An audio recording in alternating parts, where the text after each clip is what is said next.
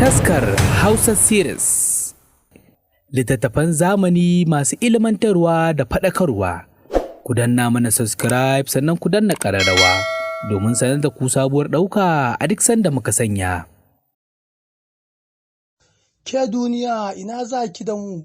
Wata jaruma a masana'antar Kannywood ta zage Malam Aminu Ibrahim Daurawa tsaf sakamakon wata magana da ya yi a kan mata, ita kuma take ganin wannan magana sam ba haka take ba.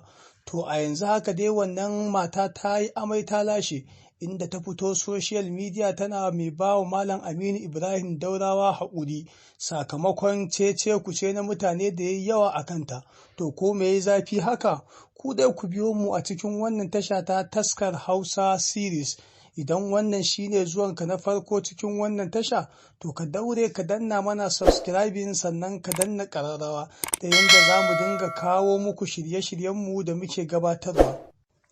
Jarumar Nafisa Ishaq ta ce ba ta san farkon maganar ta Malam Aminu Daurawa ba, haka kuma ba ta san ta ba, ita dai kawai ta tsinci maganar ne an da tsakiya, don haka nan take sai ta yi mai hukunci da iya abin da ta tsinta. To a yanzu haka dai maganar da nake muku, hukumar Hisba ta jihar Kano tana gayyatar ta domin ta kai kanta ofishinta.